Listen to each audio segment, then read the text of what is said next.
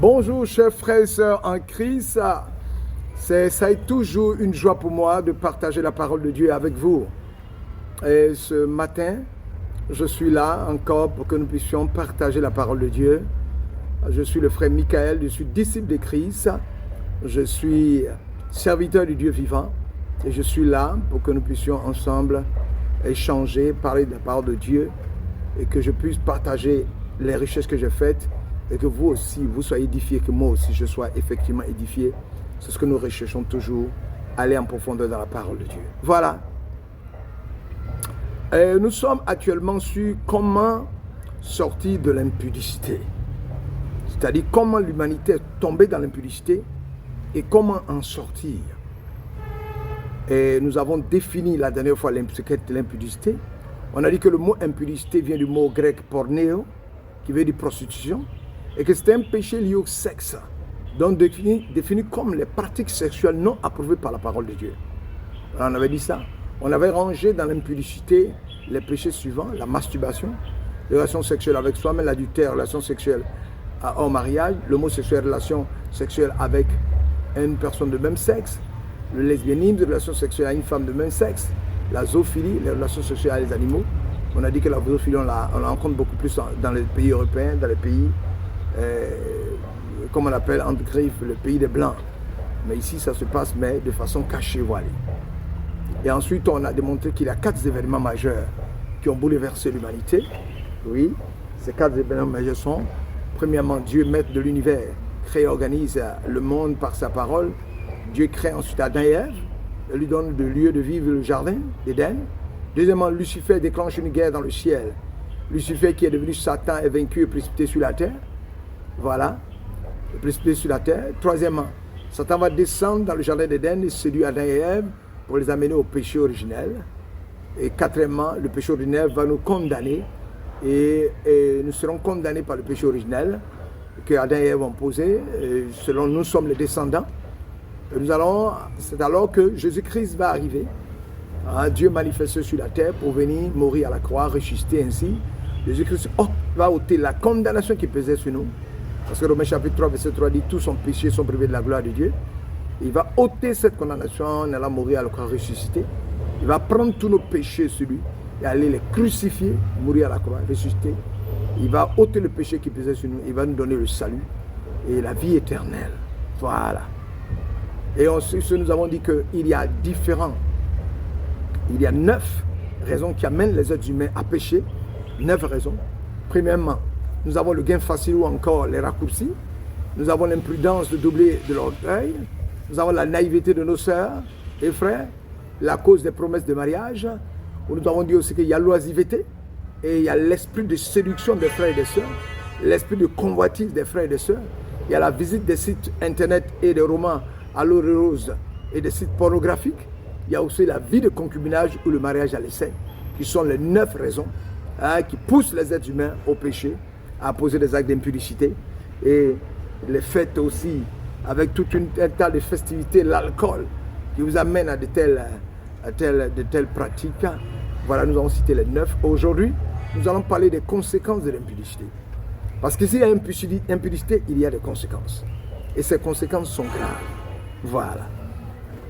Avant de parler de la conséquence de l'impudicité, nous allons dire de la même manière que la Bible déclare dans Marc chapitre 16, verset 17, « Voici les miracles qui accompagneront ceux qui ont cru, de même voici les souffrances qui accompagneront ceux qui, ayant entendu la parole, ne l'ont pas mise en pratique et se sont livrés à l'impudicité jusqu'à mourir dans ce péché. » Je vais répéter.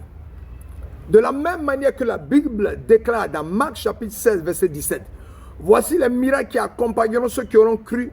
De même, voici les souffrances qui accompagneront ceux qui, ayant entendu la parole de Dieu, ne l'ont pas mise en pratique et se sont livrés à l'impudicité jusqu'à mourir dans ce péché-là. » Voilà.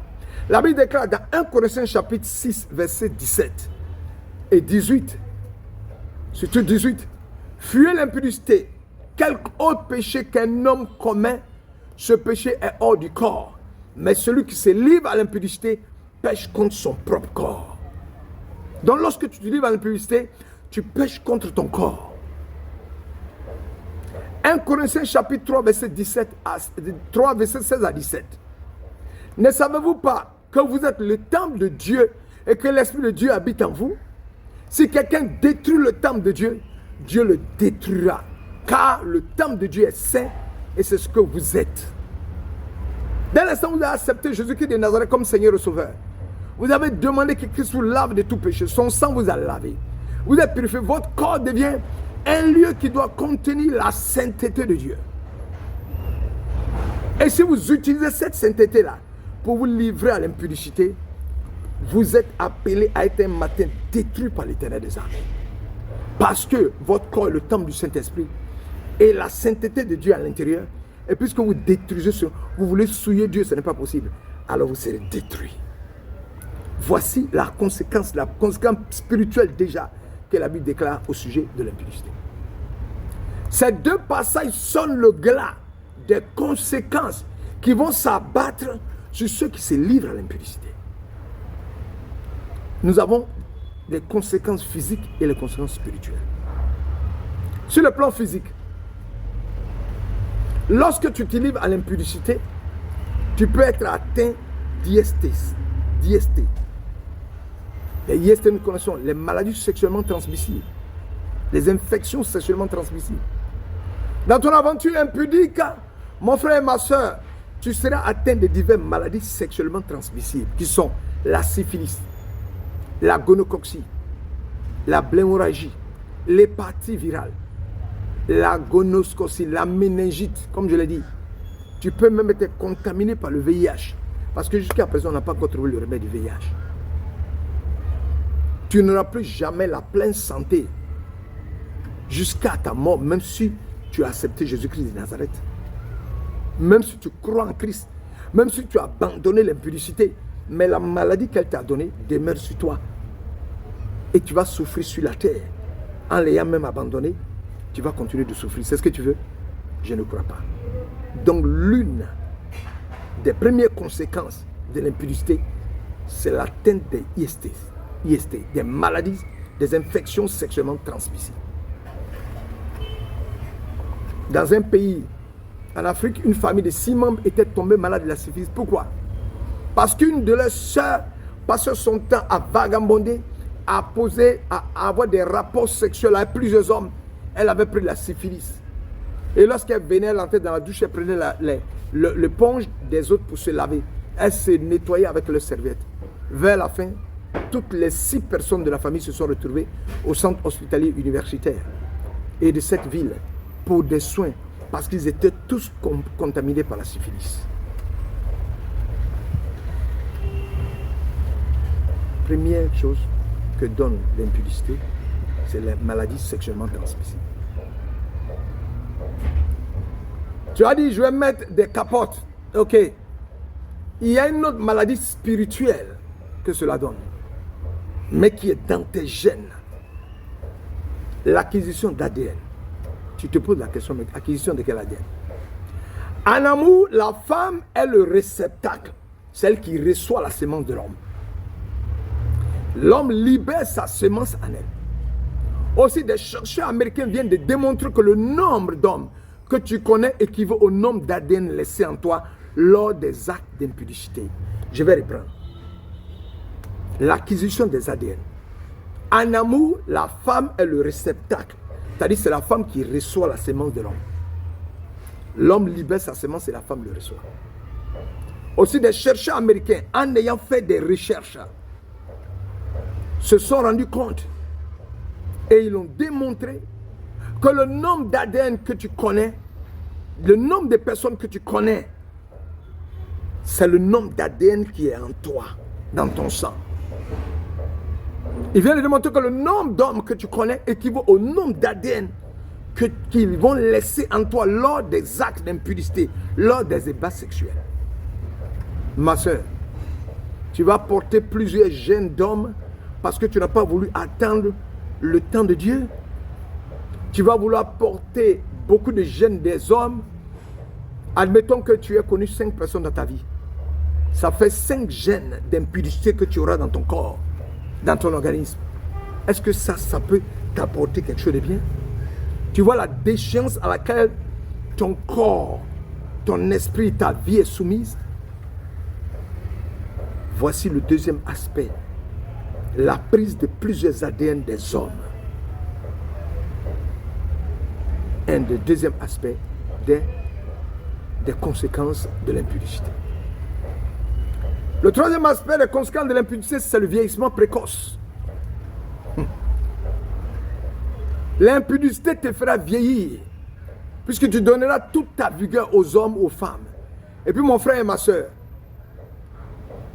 qui ici parmi nous aimerait avoir les restes d'un objet usé, flétri, comme une épave, des voitures ayant subi plusieurs accidents qui l'ont endommagé de toutes parts? L'impudicité va te faire perdre de ta superbe.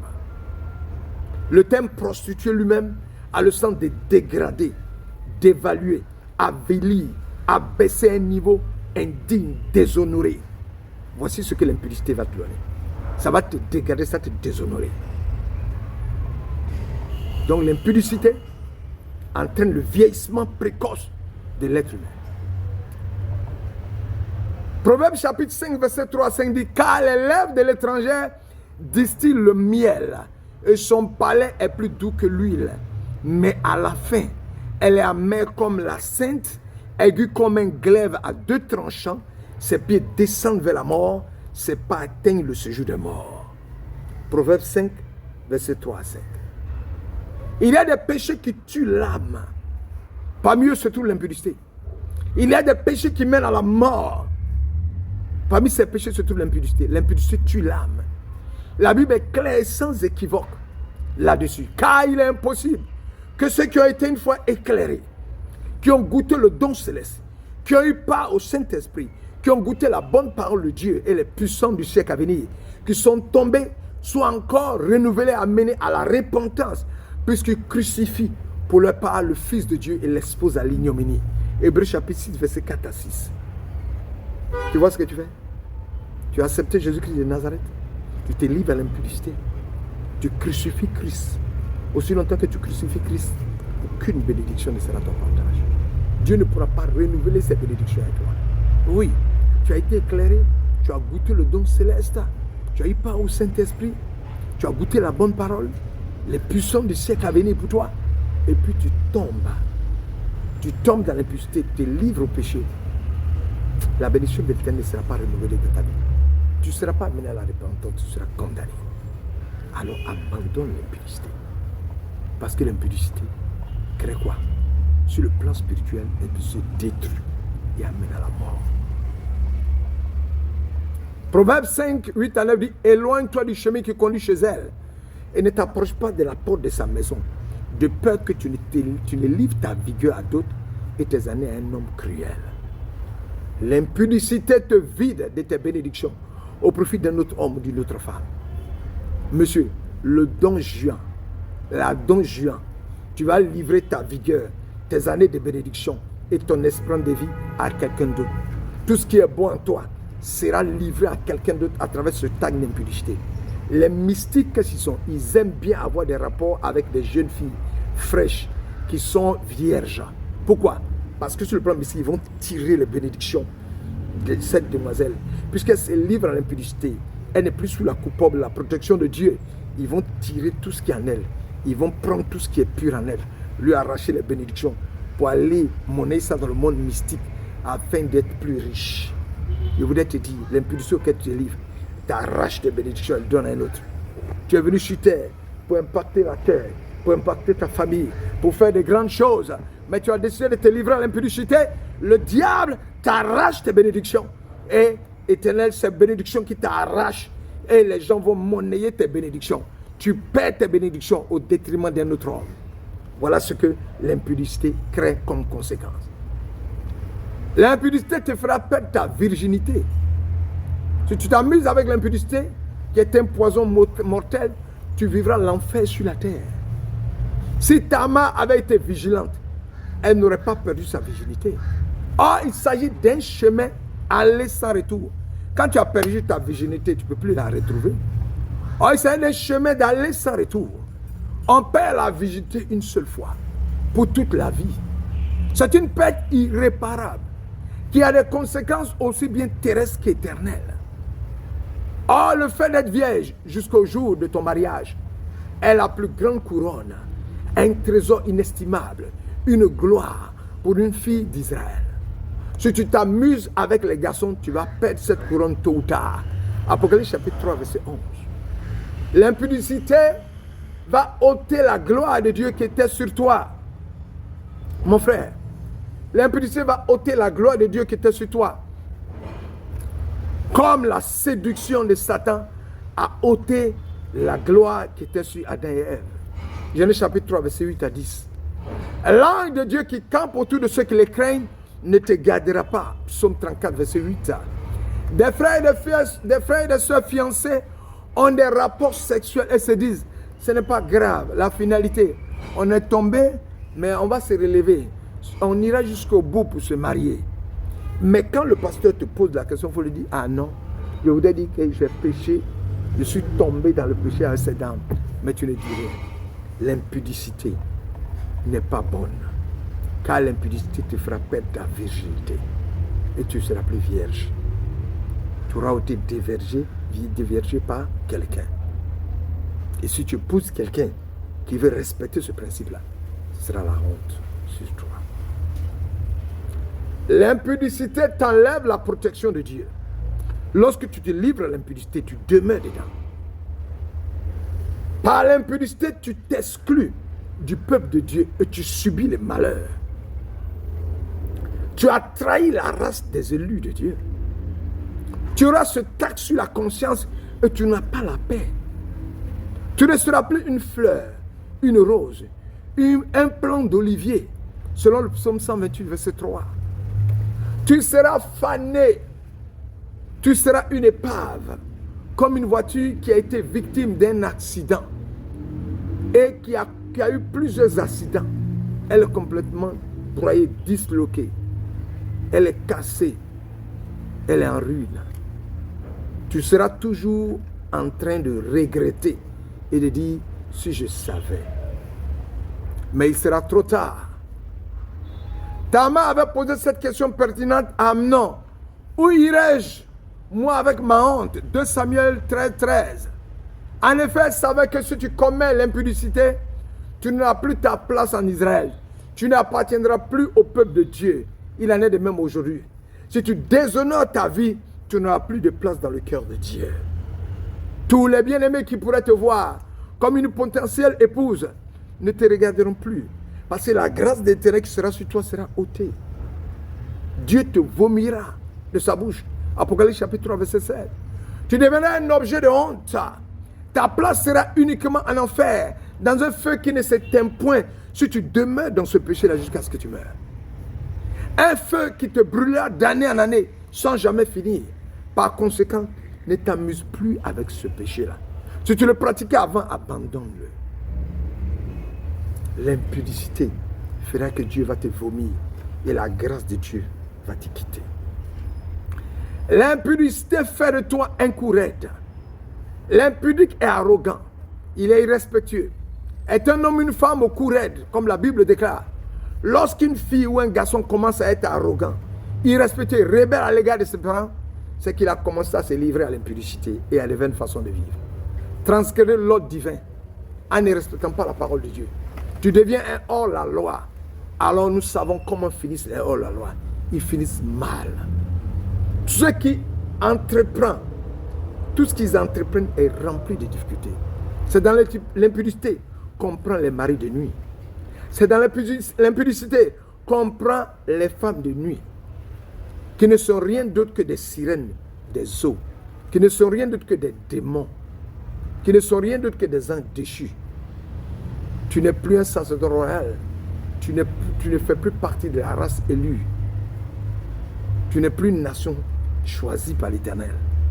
Abandonne l'impudicité pour ne pas prendre des maris de nuit, des femmes de nuit, pour ne pas avoir le cou raide. L'impudicité entraîne l'échec de tes fiançailles et de ton mariage. Et l'échec de tes fiançailles, est programmé. Les mariages à l'essai ne réussissent jamais. Ils n'aboutissent jamais au vrai mariage. Car souvent, le diable fait que juste après l'acte, le prétendu amour dégénère en haine. La personne qui dit qu'il t'aimait là, il ne t'aime plus. Et c'est le mariage, c'est violer l'ordre divin. Tu es un être humain. Garde ta dignité. Tu crois que cet homme t'aime? Non, ma soeur. Il est pressé d'avoir des rapports sexuels avec toi. Quand il aura fini d'abuser de toi, quand il aura fini de tirer tout ce qui est bon en toi, il va créer un faux palabre et il va partir. Il parle avec tes bénédictions qu'il va communiquer à d'autres femmes.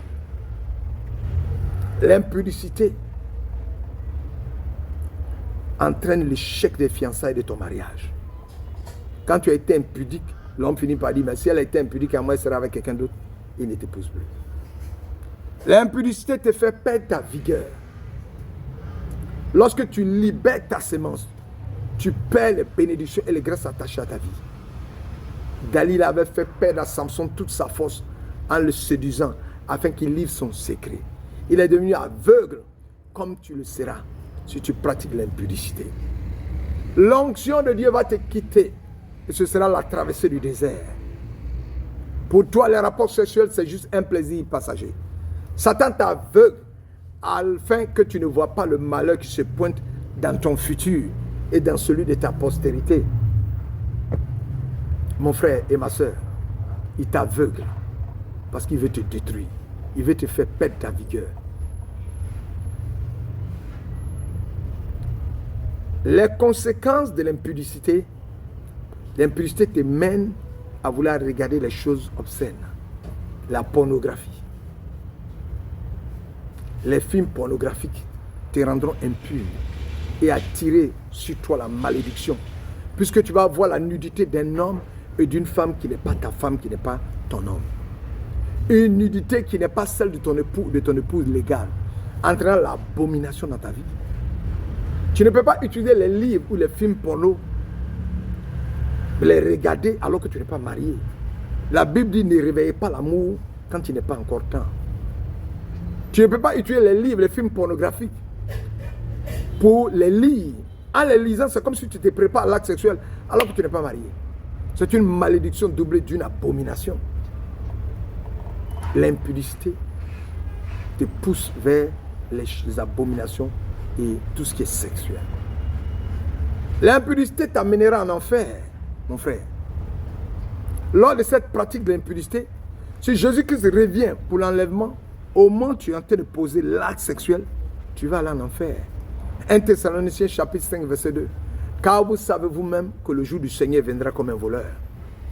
Puisque ça viendra comme un voleur et que l'Éternel ne te préviendra pas, il est bon que tu sois dans les dispositions au moment où il arrive. L'impudicité, même lorsque tu seras marié, va impacter ton mariage. Comment? L'impudicité t'a habitué à quelque chose que tu n'auras pas toujours. Ma soeur, mon frère, tu t'es livré au rapport impudique avec des hommes et des femmes. Qui te dit que celui à qui tu te livres à l'impudicité, femme, celui à qui tu te livres à l'impudicité, sera ton futur mari? Il peut ne pas être ton futur mari. Et qu'est-ce qui va se passer? Tu vas trouver quelqu'un d'autre qui va t'épouser. Tu vas trouver une autre femme que tu vas épouser. Arrivé dans le mariage, cet homme ou cette femme qui te dit que celui ou cette femme te donnera aussi la morphologie sous tous les plans que ton ou ta future épouse t'a donné. J'explique. Tu as l'habitude d'avoir des rapports avec une telle femme, des actes impudiques. Toi, femme, tu as l'habitude d'avoir des rapports avec un homme, des actes impudiques. Maintenant, tu rentres dans le mariage. Tu te rends compte que lorsque vous avez des rapports sexuels, que le monsieur, il ne fait pas bien. L'homme, tu te rends compte que la femme avec qui tu as un rapport sexuel, elle ne fait pas bien.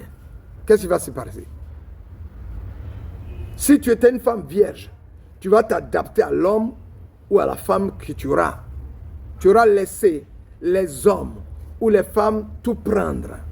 Maintenant, tu es dans le mariage et lors des rapports avec ta femme, tu as commencé à penser à ces actes impudiques que tu as laissés dans le monde. Et l'homme aussi va commencer à penser aux actes impudiques qu'il a laissés dans le monde. Et dans ce foyer-là, vous serez toujours en train de penser à vos ex, avec qui vous avez posé des actes impudiques.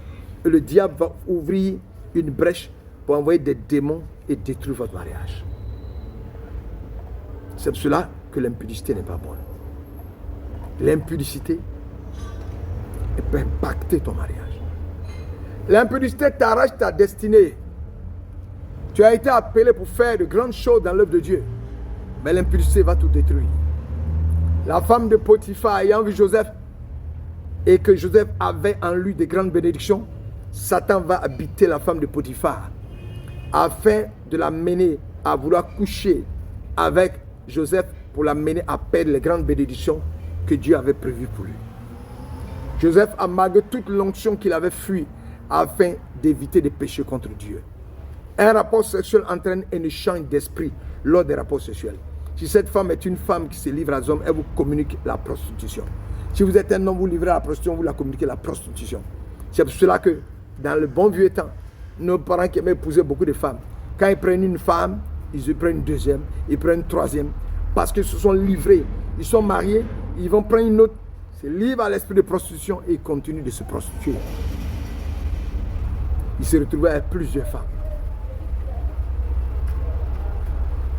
Un rapport sexuel entraîne un échange d'esprit lors des rapports sexuels. Un rapport sexuel entraîne un échange de démons. Si tu es rempli de démons, tu lui communiques les démons, elle te communique aussi parce que vous n'êtes pas mariés. Vous n'êtes pas sous le socle et la protection de Dieu vivant. Il y a une interconnexion entre vous deux. L'esprit d'infidélité, tu lui communiques, tu te donnes l'esprit d'infidélité. L'esprit de prostitution, tu lui donnes, elle te donne aussi. Les démons, elle te le donne toi aussi, tu lui donnes. Des hommes riches qui ont des rapports impudiques avec des jeunes filles. Non pour le plaisir sexuel, mais pour prendre ce que Dieu a mis, déposer dans votre vie et pour détruire votre avenir. Donc l'impudicité, la conséquence de l'impudicité, c'est des batailles d'esprit, batailles de démons, batailles de péché, batailles d'abomination. Voici ce que l'impudicité crée comme conséquence. Je voudrais te demander de sortir de cette impudicité, parce que l'impudicité va t'arracher ta destinée. L'impudicité va t'amener à des rapports impudiques et vont impacter ton mariage. Je te le dis. L'impudicité va t'amener en enfer. Oui. L'impudicité va te pousser à la pornographie, à la masturbation. L'impudicité va te pousser à perdre ta vigueur. L'impudicité va entraîner l'échec de tes fiançailles et de ton mariage. Oui, mon frère. L'impudicité va faire de toi un coup raide, un homme récalcitrant, un homme têtu, un homme qui ne veut pas se laisser soumettre à la parole de Dieu. Oui, l'impudicité. Je te dis, l'impudicité. Toujours l'impudicité. L'impudicité va enlever la protection de Dieu qui est sur toi. Le rempart de l'Éternel, le Saint-Esprit. L'impudicité va faire que le Saint-Esprit va te quitter. L'impudicité te fera perdre ta virginité. L'impudicité, oui, l'impudicité. Oh, malheur. L'impudicité va faire que l'impudicité va te mener vers des femmes habitées par les démoniaques qui vont entraîner tes pieds vers la mort. Quitte cette vie. Abandonne cette vie. Marche dans les pieds et dans les voies de Jésus-Christ et qu'il ait pitié de toi et qu'il te délivre de l'impudicité. Nous allons prier. Père éternel, mon frère est en train de m'écouter. J'invoque la puissance de ton Saint-Esprit qui traverse l'écran et touche son cœur, renverse, bouleverse sa vie, afin de dégager l'impudicité, l'esprit impudique en lui, les démons qu'il a pris avec toutes ces femmes-là. Détruis cela. Ma soeur qui se livre à l'impudicité, détruis l'esprit qui l'anime, que le feu du château descende pour consumer et dégager les démons, les principautés des ténèbres afin de les libérer maintenant. Oh, ce jeune homme qui se livre à l'impudicité, cette jeune fille qui se livre à l'impudicité, à des débats sexuels là. Oh, qui se livre, éternel mon Dieu, aussi à quoi? À la masturbation, qui se livre à la zoophilie, qui se livre à l'adultère, marié Cet homme continue d'être un impudique. Oh, éternel mon Dieu, détruis cela. Cette femme qui a des rapports sexuels avec sa camarade ou qui se livre elle-même à des attouchements dans sa douche, nous brisons, nous renversons cela. Cette femme qui se livre au lesbianisme, nous paralysons cela. Cet homme, oh, qui se fait sodomiser, qui se livre à l'homosexualité, nous détruisons de telles choses, renverse de tels fondements. Dégage ces esprits, libère-les et donne-leur de te connaître, toi le vrai Dieu, afin de marcher dans tes voies. Père, bénis tes enfants. Au nom de Jésus-Christ de Nazareth, libère-les et que ta grâce soit sur eux à jamais dans le nom puissant de Jésus. L'Éternel t'a libéré, crois, et il va faire de grandes choses. Il va purifier ta vie, il va renverser le fondement. Tu es libéré de l'homosexualité, tu es libéré du lesbianisme, tu es libéré de la zoophilie, tu es libéré de l'impudicité, tu es libéré de l'adultère, tu es libéré de la masturbation. Tu es libéré, éternel mon Dieu, de telles pratiques. Maintenant, Christ te libère. Il te donne la vie. Reçois la vie et vis sur la terre. La vie dit, je mets devant toi la vie et la mort. Il dit, choisis la vie et tu vivras. Choisis la vie ce matin et vis. Que l'Éternel te bénisse. À très bientôt. Alors que les bénédictions se répandent dans vos familles et votre vie, dans le nom puissant de Jésus-Christ de Nazareth. Alléluia. Amen. Que l'Éternel vous bénisse et nous verrons comment quitter l'impudicité. Dans le nom de Jésus la prochaine fois. À tout à l'heure, dans le nom puissant de Jésus. C'est une joie pour moi de partager la parole avec vous. Je suis Michael Boguy, votre serviteur, le serviteur du Dieu vivant et le disciple de Christ.